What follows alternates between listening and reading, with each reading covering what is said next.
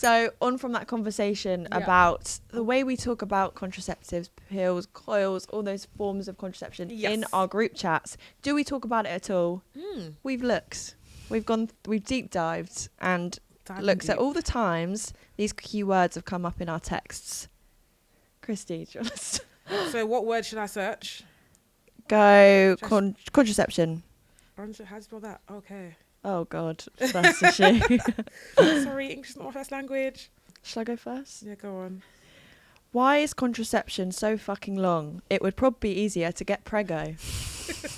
And I feel like I've had that text so many times. It's just like everyone going into I want to go on the coil so I don't have the hormones. I've heard mixed reviews, but then I've heard mixed reviews about all contraception. Oh, this is actually quite funny. So last year we went to Jamaica, right? And a lot of the girls think because our periods kind of sync, we were like, so what contraception makes us miss our periods? Right. Yeah, so a lot of them were like, I tried, it wasn't too bad. But I've heard a lot of people who have awful periods afterwards. This is talking about the period delay. Yeah. I've tried that. I'm not doing that again. Yeah. I didn't even know that was a thing. Yeah. That's one of the best benefits of contraception, right? Yeah. Being able to like choose when you have a bleed. But there's also a drug which contains a type of progesterone that can help stop your periods. We get a lot of requests for it around summer holidays. Right. I took it for the first time 2 years ago for my birthday. So I feel like my period now aligns with the first of the month, and I'm born on the 1st of December, so it really gets to me. But the one day I was like, I'm having a birthday party, I am not going to be on my period, I'm going to enjoy myself. So I did some research, looked into it. I didn't even go to my GP. I actually used the Sexual Health London site. I love that site, by the way. Yeah, it's great. Love it. So I went on that and did some research, spoke to an online pharmacist, and they gave me the pill. Took the pill for 7 days. You got to take it leading up, I think it is. Great, perfect. First came, enjoyed my birthday party, but that following month, the pain was absolutely awful. That's mad. Didn't know that was even a thing. Yeah. Wow. But I'm happy it's out there, because, do you know what I mean? Like, I know a lot of friends that are getting married and they're like, oh my God, the time of the month, they can like control it. So, okay, I don't want it during my wedding, so I can kind of have it later. So I do appreciate that contraception, but technology, mad, crazy pain. Yeah. Alice, do you have any? I'm, as you can imagine, a like phone a friend contraception person in my mates. So if it's like, you know, I've just started sleeping with someone, what contraception is the least bad one on your site? Broad. Yeah. How would you even respond to that? Well, I've also got well, I always say actually the hormonal coil is the method on our site that ranks in terms of overall satisfaction at the Lowdown. It's the hormonal coil, so you might have heard of a coil called the Marina. And then there's also fertility awareness methods, so things like natural cycles, they rank really highly as well. I was going to say a couple of my things are kind of slating the coil. Someone found out last week that my coil was inserted wrongly and was stuck in the side of my cervix. Had it removed, but it's made me feel really crap. Oh, that is painful. I want to go on the coil so I don't have the hormones. I've heard mixed reviews, but then I've heard mixed reviews on all contraception. What does that mean? I want to go on the coil so I don't have the hormones. They just wipe out. There's two coils. There's a non-hormonal one. Right. So a lot of people like the copper coil because it's not got any hormones in it, but it does make your bleeds. It's likely to make your bleeds heavier. Yeah. Here's another one. Anyone that says contraception doesn't cause weight gain can suck my tit. That's it. Fair. Another one. Why can't men just take the pill? Yes. Why can't they? Why can't they? Because it's taken so long to make a male pill. But why? Yeah, it's really annoying. Basically, pharmaceutical companies are like, you've got drugs that work. You know, they do prevent pregnancy. They don't think the need they don't think the desire from men is there to take a male pill. That's not true. Like, there is a lot of desire from men to take. Yeah, I think a lot of the research shows there is there. Nice. And also, I think how fascinating would it be to have men totally empowered in that sense more than they are with condoms? It would be great. Yeah.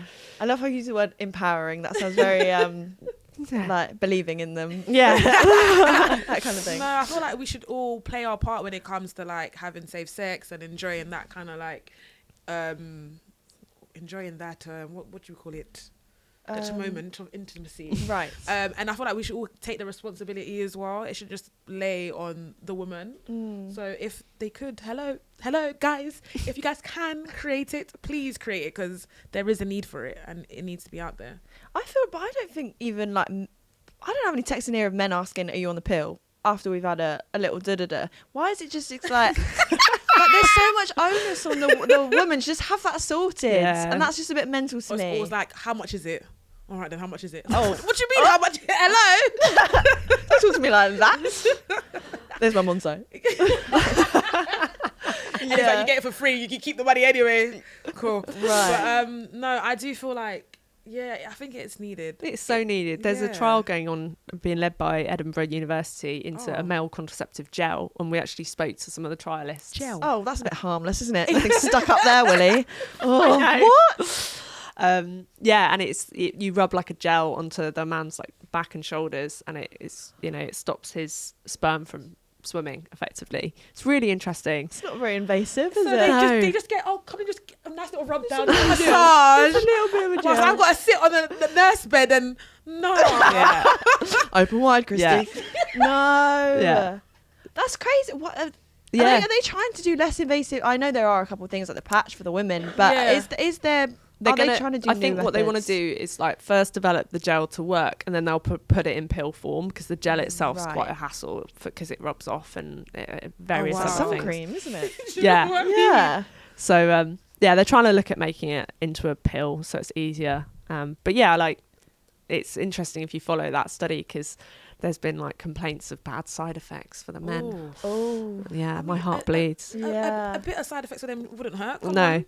It's really interesting. What are the side effects? Things like, well, effectively they're sort of taking out their natural testosterone. So some of them, their voices go a bit higher and things like that. And they're trying to get that balance right. No, don't laugh. Don't laugh.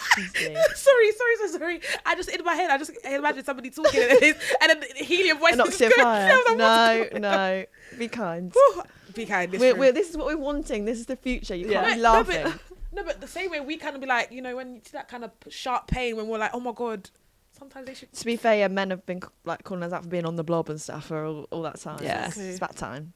Their voices raised enough octave. Yeah. Sorry. Jokes. Okay, let's see. I've got one here. Fact of the day, breastfeeding is a form of contraception. Is that true?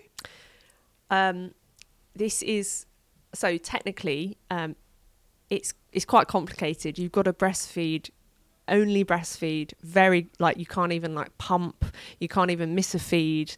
There's loads of like things you have to be really careful. Right. But in some situations it can stop you from ovulating, and therefore you might not be able to get pregnant. But that is a huge caveat, and you should really speak to your doctor about it. It's often not advised to be used as a form of contraception. Fair. Okay, noted. Good. Wow. Well, so all of mine are just like those group chat discussions of just like, finding the right one is so hard. It's annoying and unfair. We have to put our bodies through it, to be honest. And then we're just going back and forth with, what did it feel like? I've tried every single type except the patch and injection. It's just... Yeah. A lot of ones from my friends also complaining that they can't get a coil or an implant fitted because there's nowhere. Yeah, this is the thing. Yeah. So even if you didn't get on with the coil, for example, and you were bleeding heavily and in pain, it's not guaranteed that if you called up your GP and was like, I need this taken out today, that could happen. It's hard, and that's because of loads of cuts that they've made to sexual health services in this country. I think that's crazy. Right. Yeah. I mean, in terms of, I think it was an interesting conversation about like the politics we vote for and the government and how much investment they're putting into women's health and things like the contraception.